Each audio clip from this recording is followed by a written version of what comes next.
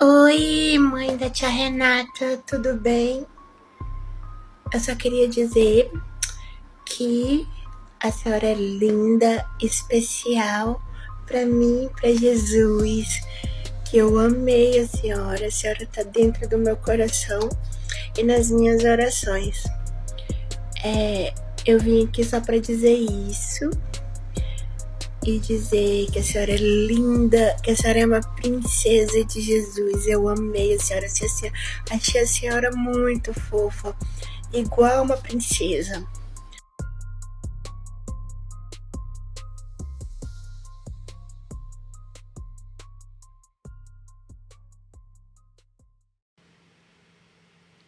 Oi, gente, tudo bem? Bom, como vocês devem ter percebido, hoje eu tô sozinha aqui gravando com vocês. Se essa é a sua primeira vez aqui, normalmente não sou apenas eu, mas infelizmente a Nath não tá muito bem pra gravar. E pra gente não deixar vocês, nossos caros ouvintes, sozinhos nesse domingo, eu acabei assumindo a missão de gravar uma história pra vocês. Eu já quero, inclusive, aproveitar para agradecer desde já pela paciência e pedir desculpa por alguma coisa, porque eu não tô muito acostumada a gravar sozinha, né? Aí eu fico um pouco nervosa.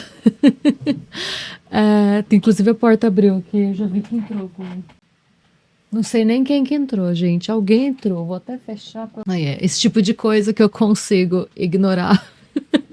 Quando eu tô focada na Nath, eu não consigo fazer, mas enfim.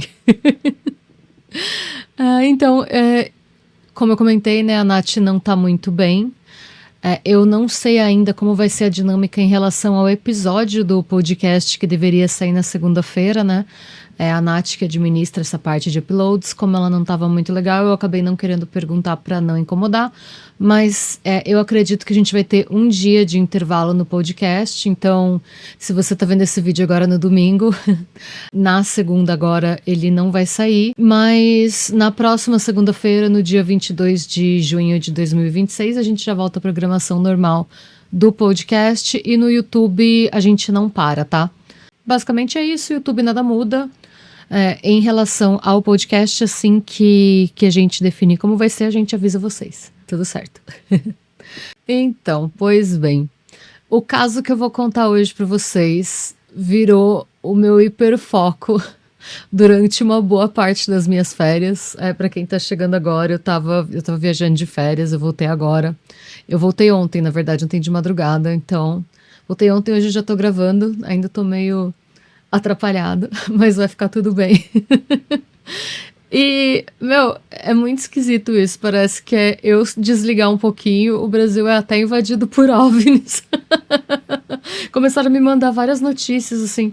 E aí, às vezes, eu pegava de vez em quando só pra tentar entender um pouquinho o que tava acontecendo, né? Tipo, entre um passeio e outro, às vezes antes de dormir, assim, na hora de mexer no Insta. E aí eu fui vendo cada notícia. E uma das notícias que vocês me mandaram foi essa, que acabou virando o meu hiperfoco durante boa parte dessa viagem. Eu quero, inclusive, fazer um agradecimento especial para Jagodinha, que é a nossa ouvinte apoiadora querida, que foi uma das pessoas que me mandou esse caso por direct no Instagram e que foi me atualizando conforme a bizarrice piorava, gente. Chegou então o momento da gente falar sobre a pequena Amanda. A mulher de 37 anos presa em Joinville em junho de 2026 por fingir ser uma criança de 12 anos para ser adotada por uma família com quem ela viveu por 14 meses antes de ser desmascarada. Gente, desculpa, eu tô rindo de desespero, tá? Porque, como eu comentei, eu fui recebendo, né, updates desse caso enquanto eu tava de férias, sem acesso ao computador. E ao mesmo tempo em que eu tava achando tudo bizarríssimo, eu tava um pouco confusa, porque era muita informação bizarra, vindo uma em cima da outra, parecia que cada hora esse caso tinha um desdobramento novo. Então, assim, o meu objetivo com esse vídeo é organizar tudo numa timeline mais ou menos certa pra gente entender exatamente o que aconteceu com começo, meio e fim. Falo começo, meio e fim na medida do possível, né? Porque esse é um caso que ele ainda tá em andamento. Eu acho que é bom a gente reforçar também, né, que esse caso envolve uma pessoa cujo modus operandi consiste em contar várias mentiras. Então, por mais que eu tenha tentado organizar em alguns trechos, essa história vai ficar um pouco confusa, mas eu organizei tudo da melhor maneira que eu consegui para montar uma timeline de como tudo começou, dos golpes e tudo mais. Como é uma história longa, na verdade, eu achava que eu ia chegar aqui e ia conseguir fazer super rápido. Quando eu fui ver, já tinha quase 20 páginas de roteiro. Então, eu entendo que fica um pouco difícil de acompanhar. Como é uma história longa e que ainda está em andamento, eu vou cortar esse roteiro em duas partes. Então, hoje a gente vai ver a parte 1 da história da pequena Amanda, né? Que vai até o momento em que ela chega em Joinville. E a parte 2 vai ser contando o caso que estourou, né? O caso sobre o qual tá todo mundo comentando e tal, que foi quando ela foi desmascarada. Todas as fontes utilizadas para a produção desse roteiro estão listadas na descrição do vídeo, como a gente sempre faz, tá? Eu vou colocar todas as fontes juntas na parte 1 e na parte 2, porque eu fui escrevendo tudo meio que ao mesmo tempo. Às vezes, como o que estourou muito na mídia foi o final do caso, tem matérias que eu comecei a ler que estava falando uma coisa, deu para entender, né? Vai estar tudo junto, vocês vão conseguir se achar na hora de consultar a fonte, né? E como eu comentei, gente, vale reforçar que esse caso ainda está em andamento. Eu tô gravando esse vídeo no dia 10 de junho de 2026. Pode ser que até esse vídeo sair no domingo já tenha alguma atualização. Se for o caso, essas atualizações vão sair na parte 2, tá? Vou me esforçar, vou dar o meu melhor para fazer tudo da forma mais completa possível, porque, nossa, essa história é bizarríssima. Bom, nós não temos muitos detalhes sobre a vida da Amanda antes de tudo ser exposto na imprensa. Mas a gente sabe que o nome completo dela é Amanda Maria Souza de Oliveira, que ela tem 37 anos, é natural do Ceará e vem de uma família cristã. Descrevem eles, a gente não tem muitos detalhes sobre a família, mas falam, a descrição que eu tive literalmente é cristã normal, assim, tipo, não era uma família extremamente religiosa, mas era uma família comum, religiosa, seguiu o cristianismo. Os registros das questões de saúde mental envolvendo a família tiveram início entre 2008 e 2010. Quando a Amanda começou a denunciar os pais por crimes sexuais e de lesão corporal. De acordo com a então delegada da Polícia Civil, uma mulher chamada Yamara Alves Lavor, e só um parênteses, gente, eu falo a então delegada porque hoje ela atua como defensora pública, então ela não exerce mais essa profissão, mas na época em que tudo aconteceu, ela era a delegada da Polícia Civil. Enfim, segundo ela, a Amanda teria ido a uma delegacia da mulher em 2010, alegando ser uma adolescente de 12 anos que estava sendo forçada pelos pais a ter relações sexuais com homens adultos e a participar de rituais de magia em que agulhas seriam enfiadas em seu corpo. Ela foi encaminhada para um hospital e um exame de raio-x confirmou a presença de agulhas e de uma chave dentro do corpo dela por baixo da pele. Gente, obviamente, né, uma coisa horrível, então você vê uma coisa dessa, um inquérito foi aberto imediatamente e foi constatado, né, conforme as investigações foram avançando, que a Amanda tinha feito uma denúncia muito similar em 2008, também alegando ter 12 anos e ser vítima de exploração sexual e maus tratos pelos familiares. Um detalhe, eles não entram muito em detalhe em relação a isso, né? Mas é dito nas minhas fontes que se você comparasse esses dois boletins, né, o de 2008 e o de 2010, as informações e os nomes presentes neles eram muito divergentes. Ela estava contando era como se em um ela desse um nome para os pais dela e no outro nomes diferentes. Assim, eles falam que as informações que estavam nos boletins de ocorrência, informações muito essenciais, eram contraditórias, eram divergentes. Eu separei aqui um trecho de uma entrevista concedida, né, pela ex-delegada Yamara para falar sobre o que aconteceu na época. Ela conta: a gente instaurou um inquérito policial na época. A investigação foi à casa dela, ouviu a vizinhança, conversou com testemunhas e os depoimentos da época eram divergentes do que ela mencionava. Os pais da Amanda também foram chamados para prestar esclarecimento, e na ocasião eles levaram a certidão de nascimento dela, que comprovava que no momento das denúncias ela tinha 22 anos e não 12. E sobre isso, a então delegada comenta. Ela disse que a certidão foi falsificada pelos pais para que pudesse fazer programas sexuais. Os pais nos trouxeram também um laudo médico indicando que a menina sofreria de problemas psiquiátricos. E bom, gente, de acordo com o que a gente sabe, até o momento, esse foi o primeiro registro que a gente tem de problemas da Amanda com a lei. Quando foi constatado, durante essa investigação, que a história toda era mentira, ela foi encaminhada primeiro para o Hospital Mental de Messejana, ou Messejana, não sei, tô falando errado, me corrijam. Eu acho que é Messejana. E depois para o antigo Hospital Mira e Lopes. No final dessas internações, ela começou a fazer tratamento no Centro de Atenção Psicossocial, o CAPS, de Horizonte, que fica na região metropolitana de Fortaleza. Bom, gente, como eu comentei, esse caso segue em andamento. Ainda estão sendo descobertas muitas coisas. Parecia que a cada dia que eu abria o meu Instagram tinha um link novo, tinha alguma coisa nova. Então, é muito provável que a gente vá descobrir em pouco tempo de outros golpes cometidos pela Amanda nesse intervalo, eu tô citando por enquanto todos os principais que a gente tem confirmados, nas fontes oficiais. Se eu ficar sabendo de mais alguma coisa além do que eu tenho pesquisado aqui nesse meio tempo, eu vou inserir na parte 2, tá? E aí eu explico na cronologia onde é que vão estar esses crimes e tal. Mas então a gente está falando dos primeiros conflitos dela com a lei em 2008 e 2010. Agora a gente vai dar um pulo para 2017. E a gente vai sair do Ceará e vai para Belo Horizonte, onde a Amanda, que passou a se apresentar como Carolina, com K, passou a ser acolhida por um projeto social chamado Projeto Compaixão, que ajuda trabalhadores sexuais da região central de BH. A Delma Soares, que é a diretora do projeto, contou em uma entrevista para a Rádio Itatiaia sobre a sua experiência com a Amanda. E eu vou ler trechos dessa entrevista aqui. Ela pegou o meu cartão, que foi dado no final da palestra para pessoas que quisessem se voluntariar e ajudar a instituição. Ela entrou em contato comigo por meio de áudio, perguntando se eu era a pessoa que ajudava as pessoas em prostituição e abuso infantil.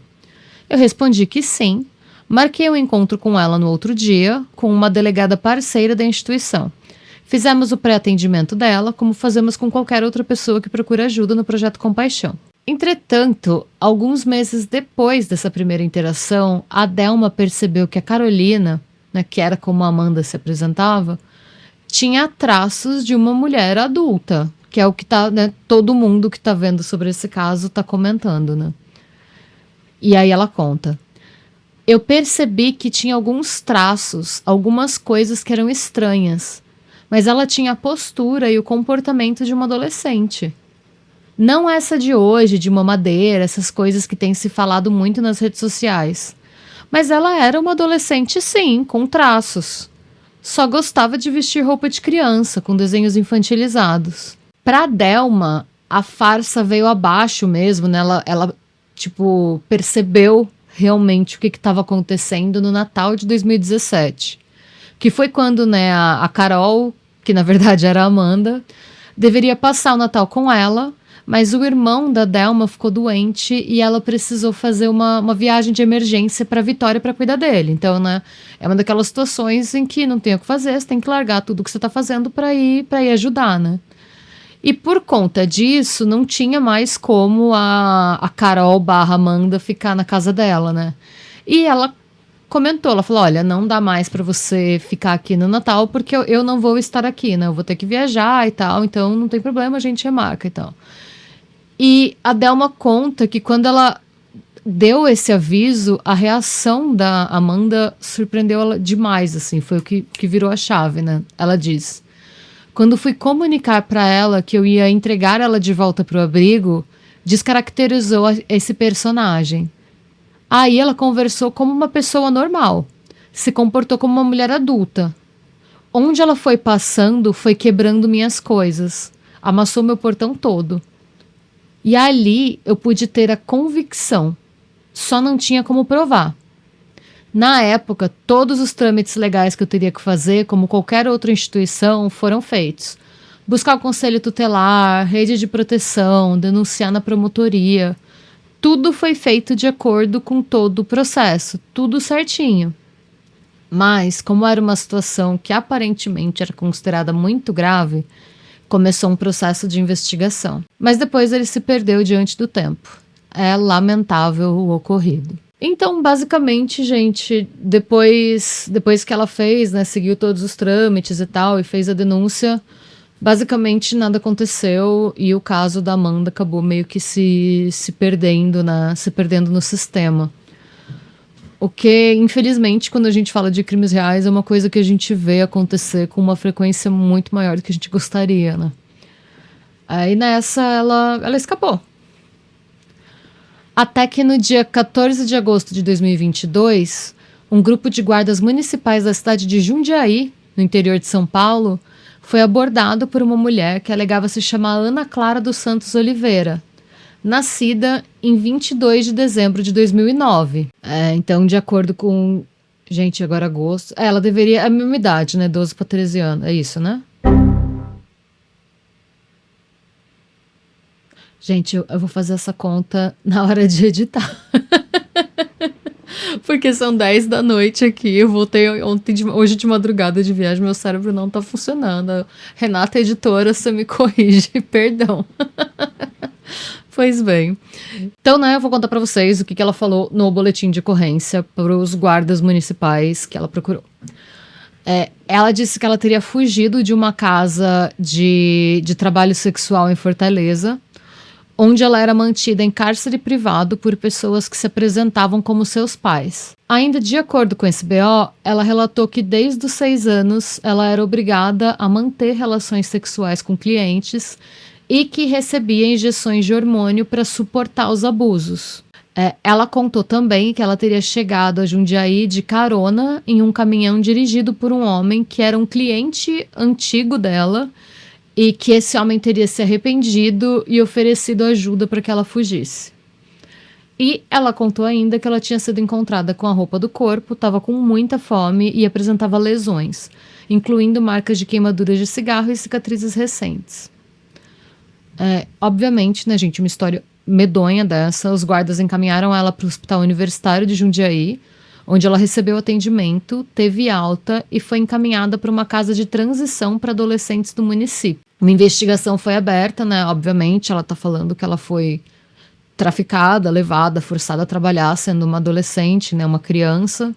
Então, obviamente, uma investigação foi iniciada para apurar, né, as acusações feitas por ela. E nesse processo, a verdadeira identidade da Amanda acabou sendo revelada pela Polícia Civil. Em 2 de setembro de 2022, ela foi formalmente indiciada por falsidade ideológica, mas não compareceu à justiça, nem constituiu advogado e o processo acabou sendo suspenso, tá? Gente, inclusive, eu sei que a gente tem vários ouvintes que são advogados ou que também trabalham nessa área e conhecem melhor. Vocês podem, se vocês quiserem até me explicar um pouco melhor, né? Eu fiquei um pouco confusa, mas pelo que eu entendi... ela foi indiciada, ela chegou a ser... teve um edital em que ela foi formalmente indiciada e tal, né? Mas ela nunca apareceu, tiveram lá as convocações, ela não foi, aí acabaram basicamente suspendendo o processo até que ela fosse encontrada. Foi isso que eu entendi, né? Não sabia nem que isso podia acontecer. Na verdade, eu nunca tinha parado pra pensar nisso, né? O que acontece quando você processa alguém e a pessoa só não vai. Enfim. Mas quem souber e puder explicar melhor por que isso funciona, como isso funciona e tal, eu achei interessante, eu realmente nunca tinha parado para pensar nisso. Mas bem, em 2023, a Amanda desembarcou em Nova Iguaçu, no Rio de Janeiro, onde ela passou a usar o nome Maria Eduarda, ou Duda, e se aproximou de 2 mulheres chamadas Renata Magalhães e Viviane Henriques, que trabalhavam juntas em uma ONG dedicada a ajudar pessoas em situação de vulnerabilidade social. De acordo com documentos da Polícia Civil e da Justiça do Rio de Janeiro, divulgados pelo jornal O Globo, ela teria se apresentado como vítima de uma rede de exploração sexual liderada pelo próprio pai, conhecido no Nordeste como, entre aspas, tá, gente? O bruxo chique jeitoso. Desculpa rir. O bruxo chique jeitoso. A Amanda fez... gente, desculpa, não tem... É cada coisa, parece que a cada lugar que ela chega, a história fica mais rocambolesca, sabe? A história do que aconteceu, de como ela foi pra ali, vai aumentando, sabe? Eu não sei. Chega uma hora que não tem como, assim, eu não sei se eu tô rindo mais de nervoso, mais de desespero, ou eu não sei. Mas, bem... eu acho que esse caso do Rio de Janeiro é um dos mais conhecidos, porque a maior parte das fotos e tal que a gente tem sobre esse caso foram tiradas nesse período no Rio, tá? A gente vai falar um pouquinho mais sobre isso. A Amanda fez o primeiro contato com a Viviane através da página do projeto social que ela lidera. E agora a gente vai ouvir a própria Viviane contando como foi essa interação, como elas se conheceram, como foi esse primeiro contato e como tudo aconteceu. Fez contato comigo através do Facebook do Instituto Mãos que Abençoam com Amor, enviou uma mensagem. Eu estava em casa e daí eu recebi a mensagem de uma menina pedindo socorro, dizendo que tinha fugido do estado dela, que era o Ceará, porque além do pai abusar dela, ele obrigava ela a se prostituir numa casa para menores, né, de idade. E ali isso me chamou a atenção. Eu falei, mas você está onde? Eu sou do Rio. Ela, não, eu estou aqui no Rio, eu fugi. Eu falei, como você conseguiu chegar?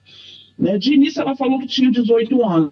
Eu comecei a fazer umas perguntas. Falei, como você conseguiu chegar ao Rio? Ela falou, eu pedi a um dos caras que foram lá, pagaram na casa, né, para ficar comigo.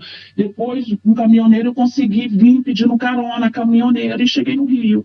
Eu falei, você está onde agora? Estou em Magé. Eu falei, mas é onde? Tem uma moça aqui comigo, mas ela disse que não consegue me ajudar e eu não quero ficar na rua. E eu pedi, né, para falar com a pessoa que estava com ela em Magé. Uhum. E daí ela, tá bom, e teve uma senhora que falou, não, ela estava aqui, pediu na rua, né, aqui no bairro, eu ajudei, mas eu não tenho como ficar com ela, era uma senhora de idade. E aí foi onde eu fiz contato com a minha amiga Renata.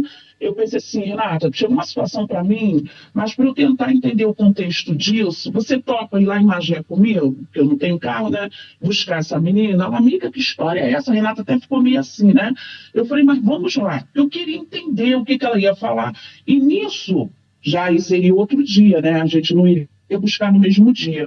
Aí, e ela conversando comigo, ela começou a contar, eu passei por isso, aquilo e tal. E chegou um dado momento, ela, você está sendo tão legal comigo, eu não quero mentir para você. Aí eu falei, mentir o quê? Que ela se chamava de Duda, Maria Eduarda, né? Falei, mentir o quê, Duda? Eu não tenho 18 anos. É que se eu falar a minha idade, vocês não vão querer me ajudar. Aí eu falei assim, qual a sua idade? Ela, 12 anos. E aí me preocupou, é óbvio, muito mais, né? Porque eu trabalho nessa linha de defender crianças. Então, eu acredito que ela pesquisou na rede social antes, entende? Hoje em dia eu penso assim, né? E ela ficou quanto tempo contigo, Viviane?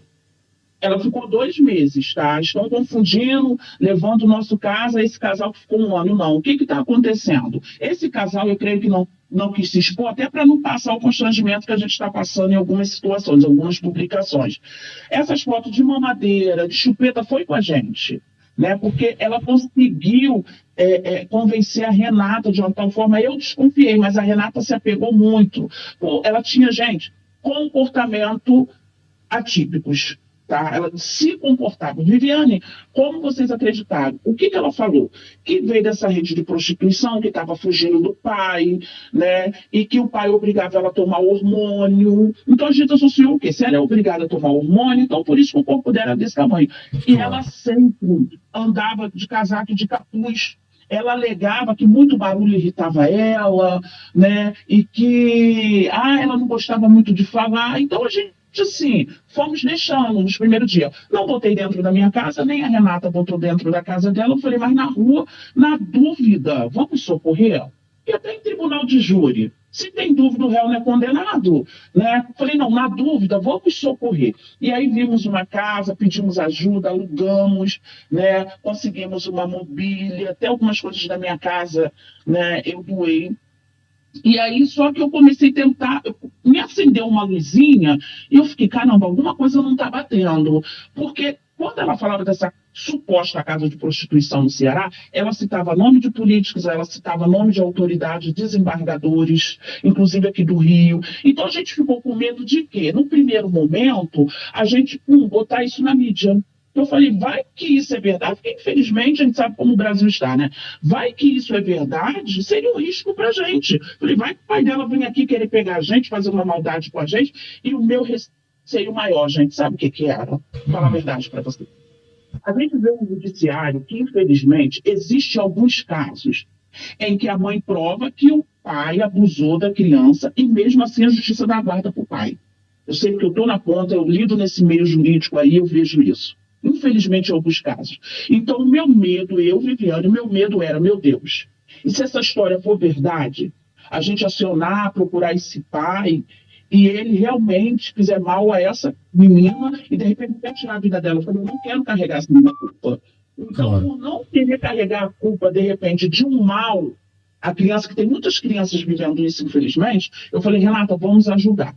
Só que eu, desconfiada, eu creio que ela percebeu ao ponto que ela começou a falar para a Renata que tinha medo de mim. Teve toda uma preocupação. E nisso eu correndo atrás de informação. Porque ela falou o nome do pai, a gente foi atrás do pai. Eu procurei o meu amigo Capitão Boldrino, da Polícia Militar, que era coordenador de segurança presente. Falei, amigo, eu quero conversar com você. Chegou uma situação para mim. Fui lá, conversei com ele. É óbvio que ele falou, que isso, amigo? Isso é maluquice. Eu não quis falar para ele aonde ela estava morando, né? Porque a gente tinha todo um receio, a gente não sabia o que estava acontecendo, mas era algo assim muito estranho.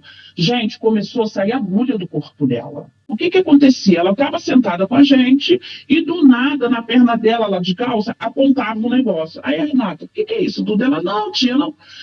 E Duda, o que que é isso? Quando ia ver, a gente puxava, era agulha. Ela chegou na gente com uma atadura no braço, olha bem. E eu, Duda, que atadura é essa? Que atadura é essa? E ela, não, tia, não é nada, não. Eu falei, não, você vai tirar. Gente, quando nós tiramos, nós temos vídeo, não sei se eu te passei. Quando nós tiramos a atadura, estava tudo inflamado aqui. Eu falei, meu Deus, o que que é isso? Aí cogitamos levar ela para a UPA. E ela com muito medo, não, que se levar, eles vão acionar o meu pai. Ela sempre jogava essa do pai descobrir onde ela estava e vir fazer alguma coisa com ela. E até com a gente. Então, o que aconteceu? A gente, vamos ver uma enfermeira, alguém, porque eu falei, eu não tenho coragem de mexer nisso, eu não sou da área médica. Aí compramos o que tinha que passar. Tem um vídeo, gente, quando nós fomos, a Renata foi tirar, que quem gravou fui eu, pasmem. Sabe o que que saiu? Não foi fácil, foi doloroso, é óbvio. Um grampo de grampeador de madeira. Você tem noção disso? Ela pegou pra gente com essas agulhas. Ela alegava que foi um ritual que o pai dela fez e que introduziram. Foi o que ela falou. Entendeu? Porque, gente, não foi uma coisa que ela chegou aqui, vou enfiar um montão de agulha no meu corpo. Sim. Não existe, porque ela não tinha bolsa. Ela só foi na rua com a gente, tipo assim, porque eu queria, assim, botar ela para andar, né? Porque a gente achava assim, a menina que tá num momento difícil, ir na barraca comprar um biscoito, entendeu? Alguma coisa assim, ela ia com a gente. O que que aconteceu? Eu fiquei meio que desconfiada, mas eu não consegui imaginar, gente, sabe? Nunca ia imaginar isso. Aí, como eu falei anteriormente, ela começou a falar com a Renata que tinha medo de mim. E a Renata caiu no jogo dela de uma forma que a Renata, amiga, ela tem autismo, amiga. Eu falei, Renata, tem alguma coisa que não está batendo, mas eu não consigo chegar. Então ela começou a querer me tirar de jogada e a Renata, com receio, falou, não, amiga, faz assim. Porque como a gente revezava nós duas a ficar com ela, a Renata começou, não deixa que eu fico com ela. Tá entendendo? E eu ia lá esporadicamente, eu ia na hora do almoço. E quando eu chegava, o que me chamou a atenção é que ela só tinha suposta crise de autismo com a Renata. Comigo ela não tinha. Aí um dia a Renata veio aqui em casa, aí eu falei, Renata, tem alguma coisa errada? Ela, o que, amiga? Eu peguei na hora, na frente da Renata, mandei uma mensagem para ela, que ela estava com o celular. Falei, Duda, como que você tá? Tá tudo bem? Daqui a pouco eu vou aí. Ela, tia, escrevi, ela sempre escrevendo. Tia, tá tudo bem, tia. Eu falei, daqui a pouco eu chego aí. Ela, tá bom. Esperei, falei, Renata, espera um minutinho, manda mensagem para ela. A Renata, Dudinha, aquela só toda carinhosinha, né? Gente, no mesmo momento, Ela mandou pra Renata: tia, eu tô apavorada, tia. Eu fui no banheiro, eu caí, bati a cabeça, tia, tá doendo muito, vem pra cá agora. Nessa hora a Renata falou: peraí.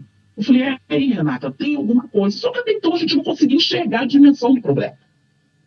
E aí o que aconteceu? Eu já tinha uma viagem marcada com mais amigas para Cabo Frio, porque eu faço passeio com mulheres, né, para incentivá-las a sair da rotina.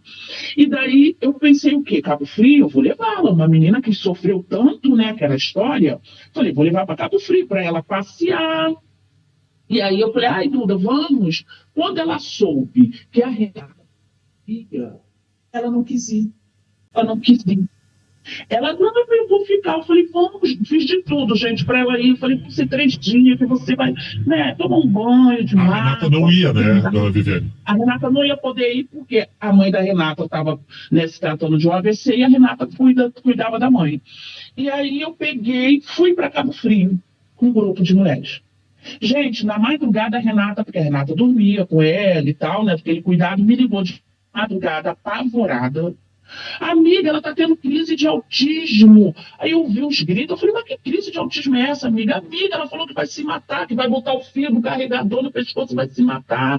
E a Renata: põe no Viva Voz que eu vou falar com ela agora. E quando eu falava algumas coisas com ela, Duda, que não sei o quê, ela, tipo, aquela crise ia amansando. Né? E ali eu percebi que tinha alguma coisa muito de errada. O que eu fiz? Aí eu falei: Renata, eu falei, liguei para a delegada Mônica Real, que é a delegada da DEAN de Nova Iguaçu, nossa amiga.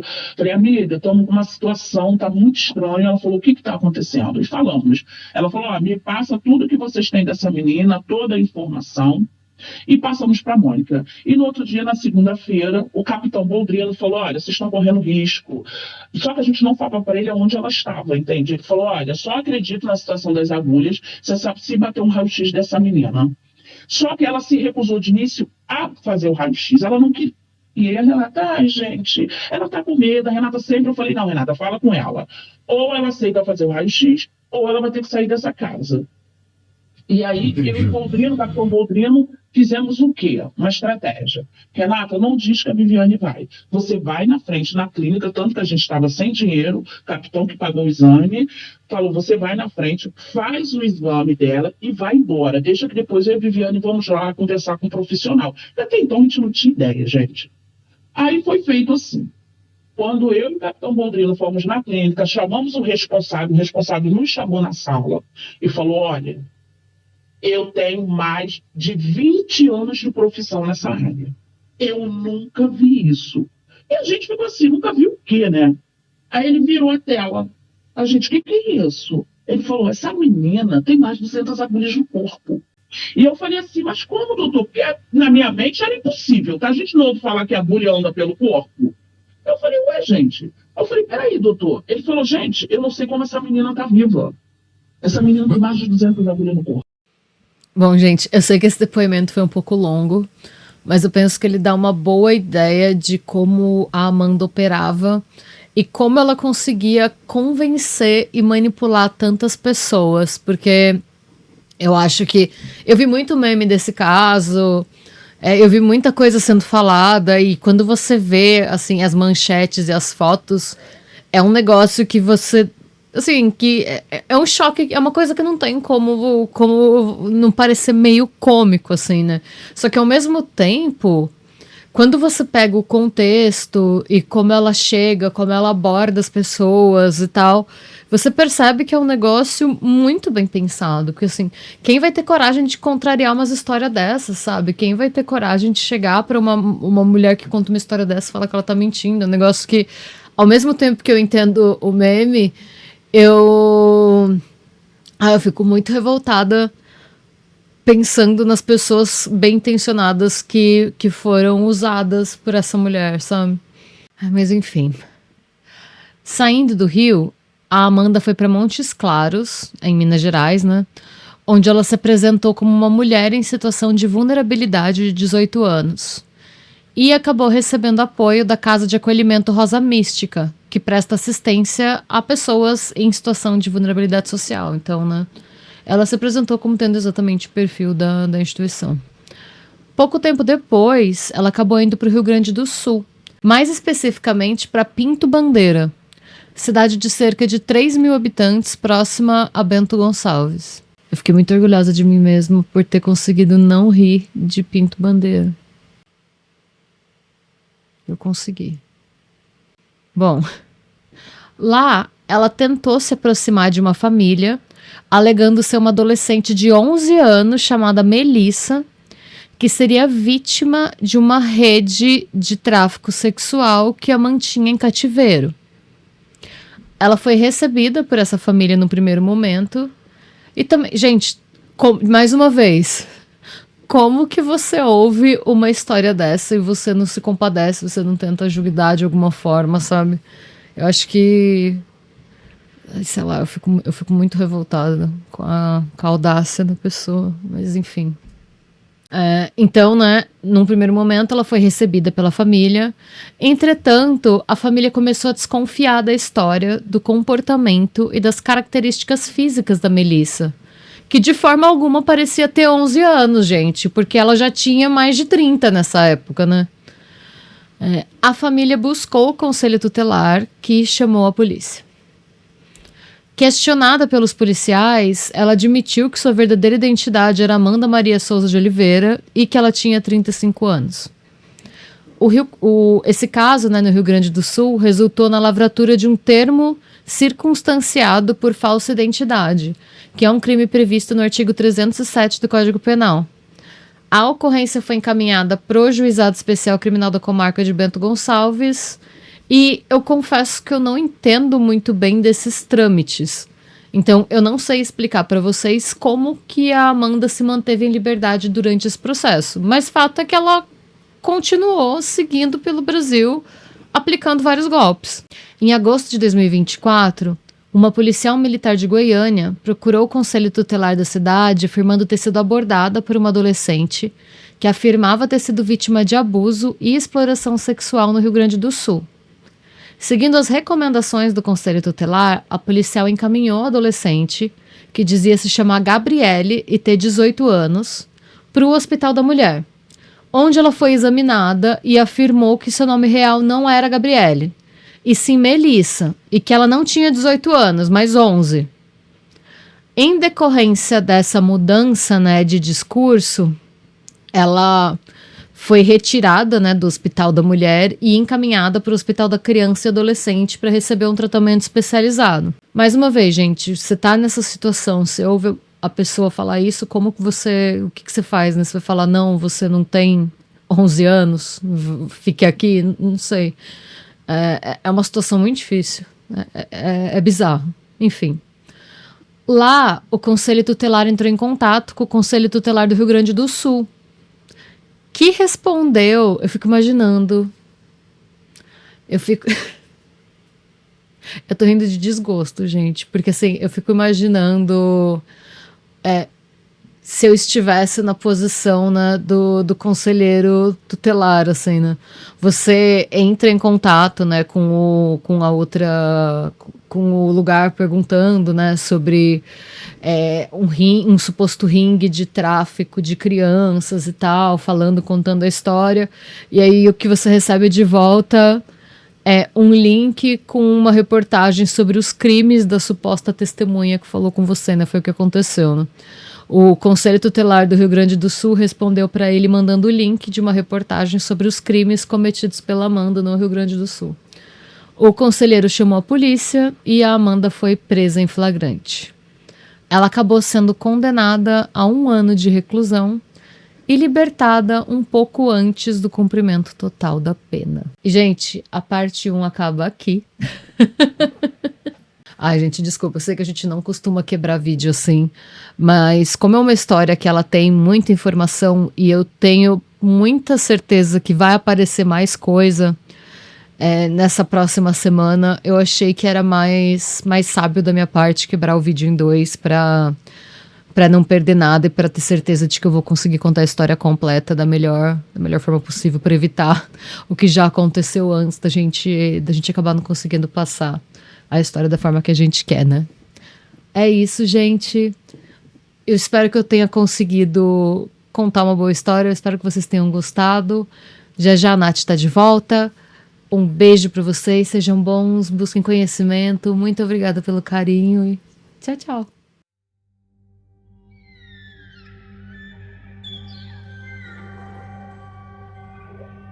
Where the path gives way to moss and stone, don't you stray too far alone. Where the ancient branches twist and groan, something waits you've never known.